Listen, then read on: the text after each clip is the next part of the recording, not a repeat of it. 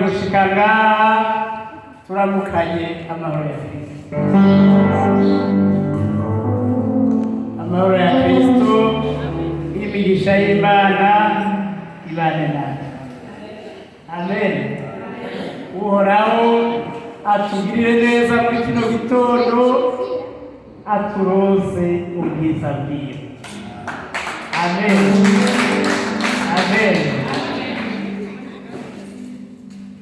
Nezerejwe cyane nuko mbona ishengero ryinjiye kandi mbona ko mukeye mu mazi.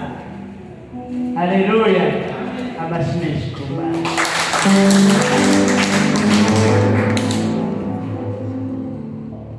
nashaka ndabakire muri iri jambo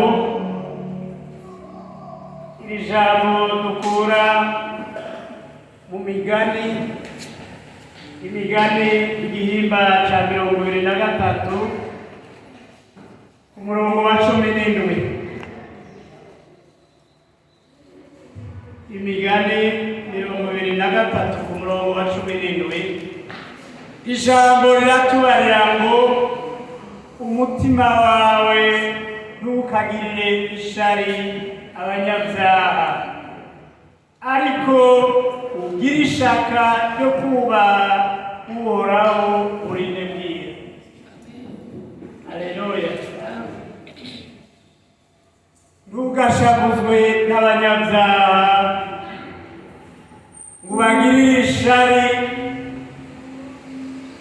kuko ibyaha bigendana n'umugwanizi. Umugwanizi nawe ari ngaha ku isi aracariho. Ntugashavure rero ubagirire ishari abanyabyaha, kuko Satani atirengagije gufata umwana w'Imana ngo amurondere ko yomushira mu caha, ntazoreka abantu kubegera ku munsi ku munsi. Haleluya.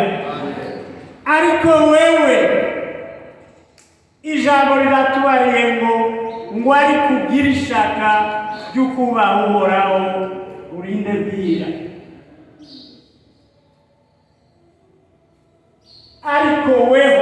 Ariko jewe na wewe uvyumva ukabona ko bibereye, nugira ishaka ryo kubaha Uhoraho kuva mu gitondo urinde bwira. Haleluya.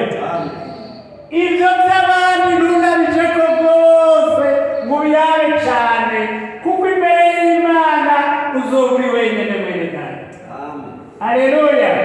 Kuri ya ntebe uzoba uri wenyene. Ugira ishaka burinde bwira wubaha Imana. Haleluya. Haleluya.